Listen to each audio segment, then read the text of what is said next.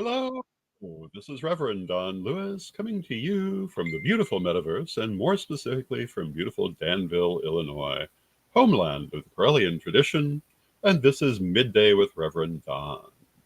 And as you know, if you follow Midday with Reverend Don, you can type your questions or comments into whatever platform you happen to be watching on. They'll show up here in my chat room and we can talk directly. And today is Monday. It's the beginning of a new week. I hope you're having a good week. And over the weekend, I was part of a flash telethon for Appalachian relief, which was a great success. And this evening at, I believe, 5 p.m. Central, 6 p.m. Eastern, Reverend Mary Hawk will be making a final statement about that telethon here on probably whatever platform you're watching on, and give the final numbers for the money that was raised. I believe Byron Ballard will be appearing in the announcement and talking about the whole situation. Hopefully, you joined us for the telethon. It was 8 hours of very insightful conversation and great entertainment. And hello to Antonio in the chat room. It's good to see you, Antonio. And of course, if you missed the telethon, it still exists. It was recorded and you can watch it whenever you would like. And hello to Janet Winston in the chat room.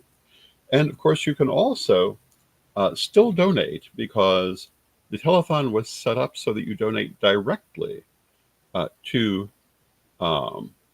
the Mother Grove Goddess Temple, and the money goes straight to them. So you can still make donations to them. They are going to need help for a long time with their hurricane relief efforts.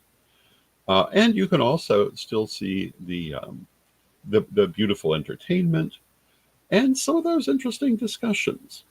The discussions included a little bit of what I'm going to talk about today. It's what inspired my subject of social service, and that included a little bit about what our community needs for moving forward, what clergy can and should do, what people can and should do, and the need for being prepared for the unexpected.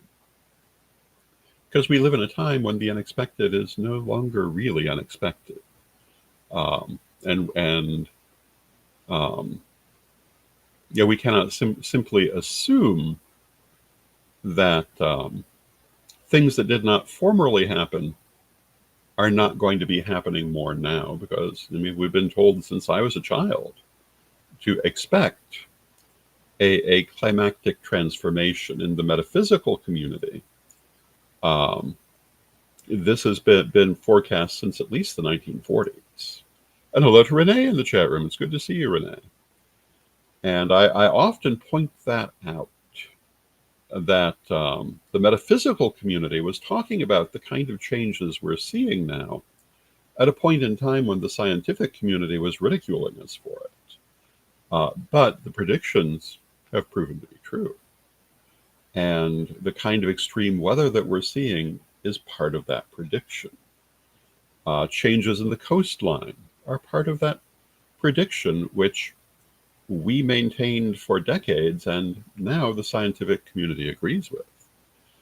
And we cannot ignore this. Now, we may be able to affect it. We don't have to be passive in the face of it.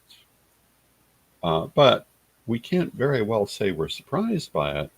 We, of all people, had advance warning. The other thing that I was always told about this growing up, and I was told about this growing up, was that it would be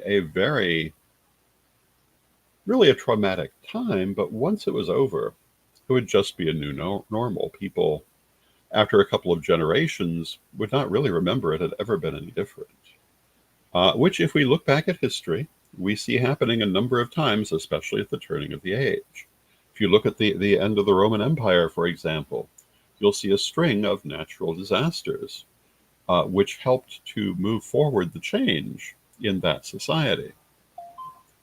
And this seems to be part of the energy of the turning of the age. And What we're doing now in dealing with the hurricane relief in North Carolina and the hurricane relief in Florida, which I believe has a third hurricane headed for it, um, is trying to keep up and recover from these things, but we need to start preparing for them. We have no reason to think future hurricane seasons are going to be any less dramatic than the current one, because every year it keeps intensifying. So not only do we need to work on recovery and rebuilding for the areas that are struck now, but we need to have preparedness for the next one. So we're not so much reacting as able to act in the moment. And what all does that mean? Well, I don't have all those answers for this program. But one of the things it means is having the necessary equipment and items for emergency in advance. It also means doing whatever kind of shoring up of structures and so forth may be possible in advance rather than waiting for situations to strike. And even if you are, like myself, in a place which is not accustomed to getting this kind of natural disaster, because Danville, here in Illinois, we get tornadoes. We don't normally get them in Danville. But as Edward was saying during the telethon yesterday, that was even more true of Chicago, but not now. And last year, Chicago had a number of tornadoes, which historically it simply did not get. We cannot assume that what has been historically true will be true for the future. So even if you're in a safe place, and I want to point out that Asheville, North Carolina, which is part of the area most heavily hit by Hurricane Helene, was considered a safe area from this kind of thing. It was actually a selling point for land in the area, that it was so far inland that it would not get this kind of effect. And it got this kind of effect. And that was discussed in the telethon yesterday as well. So if you didn't watch it, it's actually worth going back and watching it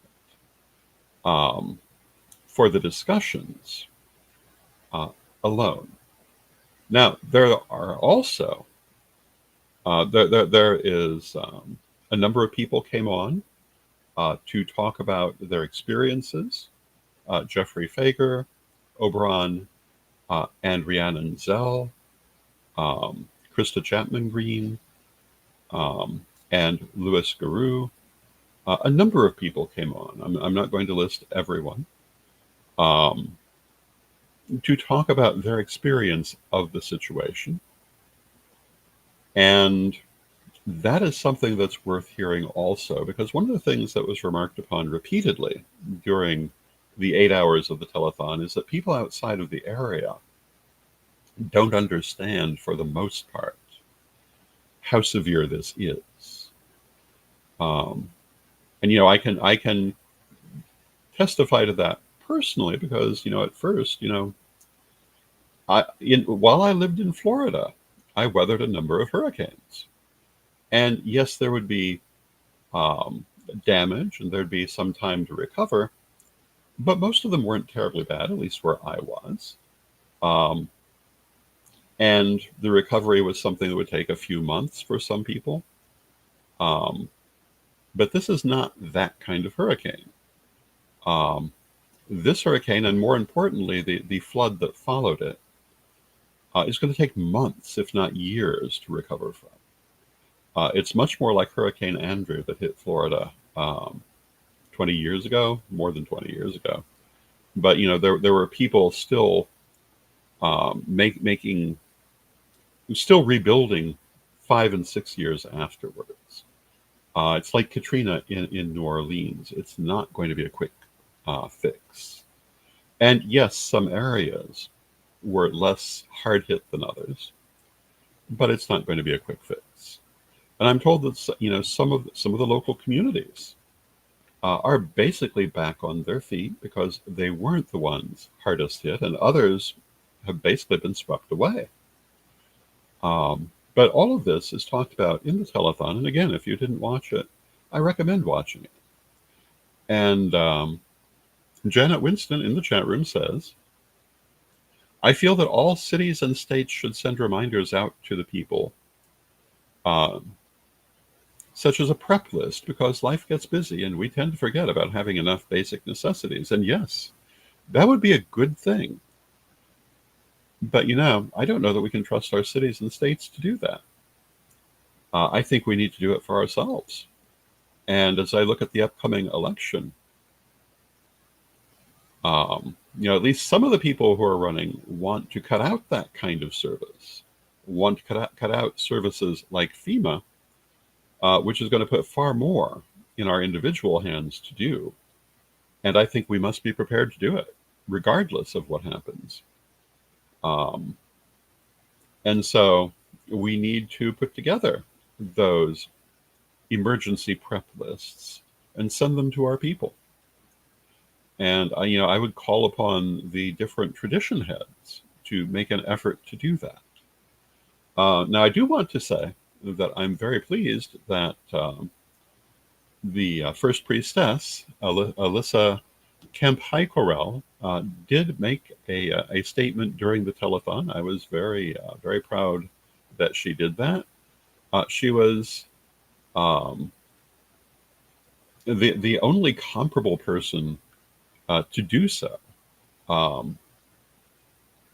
Although, as I say, Oberonzell also came on, so I suppose they were the two comparable people to do so. And hello to Arlene Hébert in the chat room, who says that she has finally found a working spot and for some reason cannot chat on YouTube, but can chat where she is watching now. So that's wonderful. I don't completely understand the science of our chat room. I know that I sometimes find comments on places I would have thought would show up in the chat room that did not. Janet says this sort of prep list could be placed in public places too. And yes, we need to do that. We need to be cognizant of the need to help people to be prepared. Because even if the government does its part, it's not necessarily going to be enough. And this current situation is a good situation. Government agencies such as FEMA are doing a good job, despite certain people putting out political disinformation saying otherwise. People on the ground are saying that FEMA is working hard to help, but they still need more. It's not enough to take care of the need. Hence the telethon, hence the constant request to assist. And the more we do, now and in the future, the better off we're going to be. Now, we had lots of beautiful entertainment yesterday, including S.J. Tucker, Krista Chapman Green, Louis Garou, Brian Hinke, Sir Ebony Nash, and numerous people who came on and performed. And once again, tonight at 5 p.m. Central, 6 p.m. Eastern, Reverend Mary Hawk will be making a final statement on the telethon, talking about probably many of these people and their kindness in donating their time and resources, but also giving the final numbers on the money raised. I will tell you that the telethon did exceed its goal, and that I believe everyone involved was quite happy. And that's because of the generosity of people watching. And, thank you to everyone. But I want to say that this was a wonderful experience, but we're probably going to see more of it before we see less. And And Janet Winston says, also, I've been watching the stores. Some have empty shelves due to dock workers on strike. I've noticed that there are some empty shelves also, um, due to that, and due in some cases to people hoarding. When the dock workers strike was first announced, people went out to hoard toilet paper, which is for the most part not imported to this country and has nothing to do with dock workers, but people did it. Um, and I think I would have to say to people, for your necessary supplies, make sure you've got these in advance, because things could interrupt supply lines. Another thing that could be causing some of those empty shelves is that some of the major roads from the southeast to the central part of the country and the west are no longer there because of this hurricane. One of the major arteries in North Carolina is simply not navigable at this time, which is a huge problem. And one of the things we need to be mindful of is that we are very reliant on certain forms of infrastructure in this country. And if those are wiped out, we're going to have difficulty compensating for it.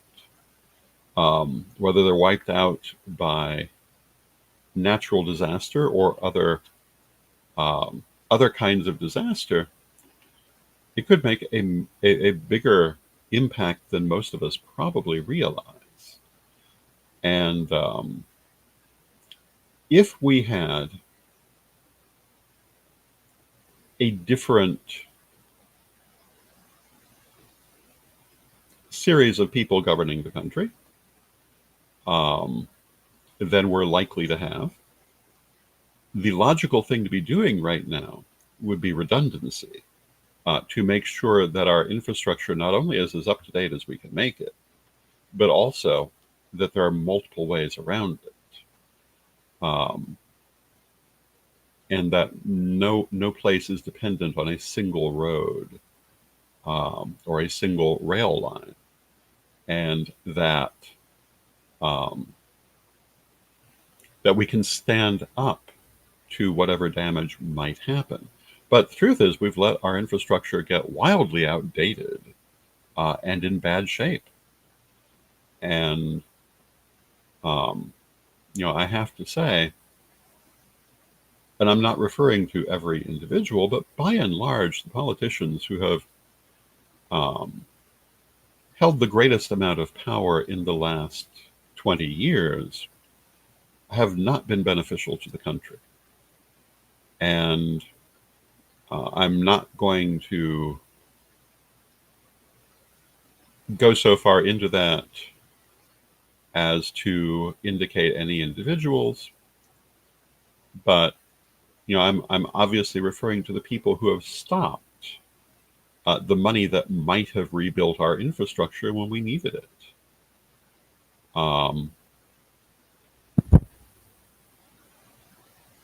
So I think that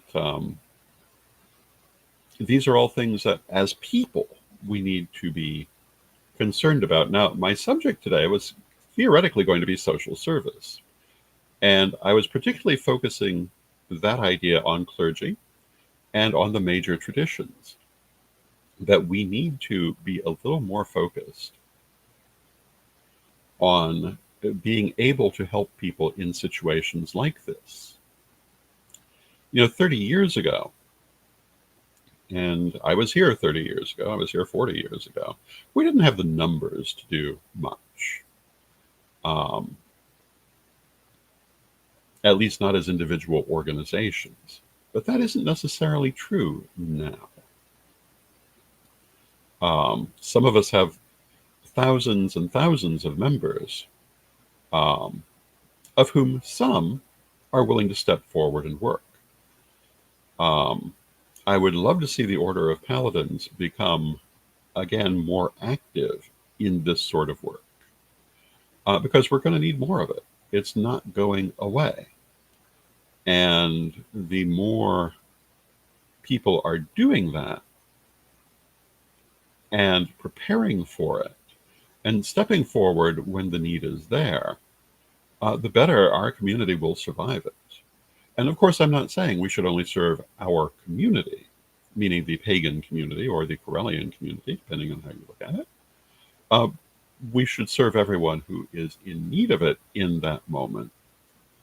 Um, but our community is often more in need um, because historically our large traditions have not been able to offer much help, whereas Christian and Jewish people have their churches and synagogues who usually are able to offer more help. And hello to Maggie in the chat room. It's good to see you, Maggie. I think this is a change which comes with the maturing of our community that we must make. Those of us who are in a position to do so. And one of the comments that was made yesterday, in recent years, there has been a lot of derision of the idea of thoughts and prayers. And Byron Ballard was saying she will certainly never deride that again, because one of the things she found is when people of our community say they're sending energy, they're praying, etc., she felt the effect of it. These are real things, but they're not enough. Yes, of course, prayer and energy is important, but we can't stop there. People also need food. They need supplies. At this point in North Carolina, they need to rebuild. Some of them just need a place to sleep. And because many people have only the clothes that they were wearing when this happened, because their home and everything in it is gone. It is, for many people, a very terrible situation, and all the people helping are doing probably more good than they know. And I know that if any of us were in that position, we would be very grateful for any help we received. And bearing that in mind, we should give as much help as we can. Now, I have to say that while helping this situation is very important, there's going to be another one not too far behind it. There are others playing out right in the same moment. And it's going to be hard, and has always been hard, to give help everywhere it's needed. And in fact, I'll go so far as to say it's impossible to give help everywhere it's needed. But that doesn't mean you don't give what help you can. And this reminds me of something that was often brought up in the Corellian peace campaign when it started. A lot of people said, why should we do this? We can't ever have perfect peace. We certainly can't bring peace about through a few prayers overnight. And of course, the answer to that was, well, one, nobody's expecting perfect peace, nor are we expecting it overnight. But every little bit of peace helps. If we can have more peace, even while we don't have total peace, we're better off for it. It's the same here. We can't fix all of these problems. We can't help everyone's need. But if we can help some people's need, then we have helped. If we can help people in particular disasters, we have helped, even though we can't help everyone in every situation. And I think that it's very important to remember that, yes, we'd like to help everyone in every situation, but we can't let that stop us from helping who we can help. And those of us in the position to be dealing with major organizations, I think, need to take that to heart. And now, since we're coming down to the end of our half hour, we must take a word from our sponsors. Because why? Because we love our sponsors. And here we go.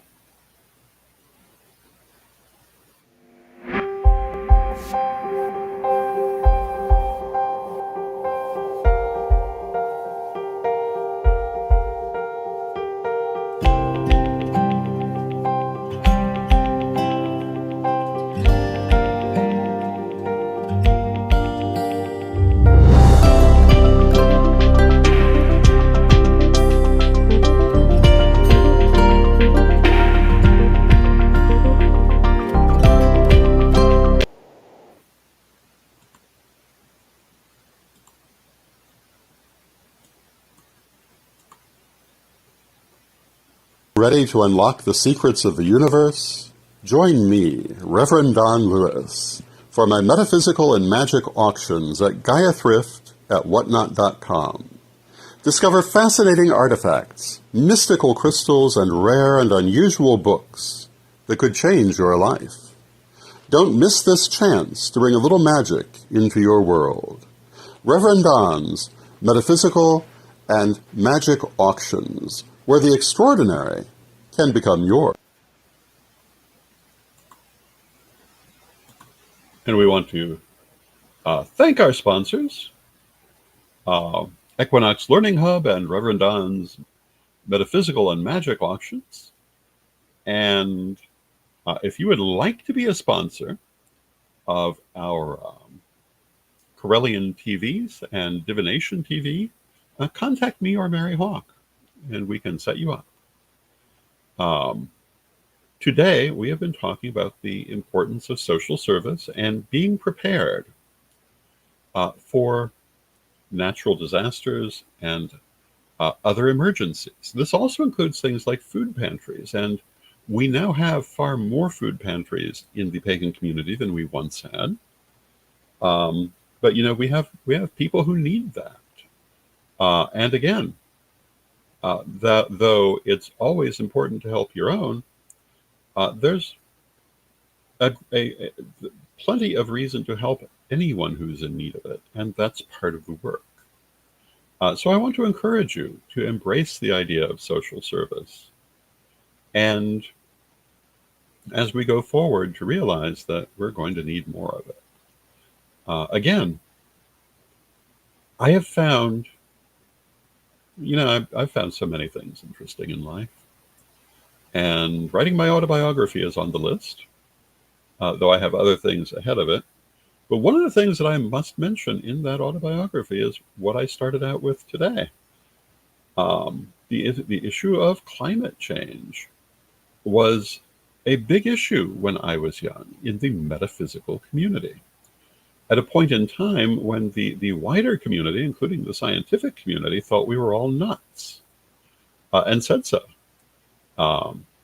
Now, granted, California is unlikely to simply fall into the sea, which is what Casey predicted, but the idea of the sea rising over it is no longer a big issue in reality. And hello to Janet Gann in the chat room, who says she's going to watch the replay of the telethon in a bit. That's wonderful. Maggie says, I know that if we can't help monetarily, we can offer our time, absolutely, to help distribute food, clothing, and donations. And I, for one, try to donate my physical help, even though I'm up in years. And, this is absolutely true. If you cannot help monetarily, there are other things you can do. It's not only money.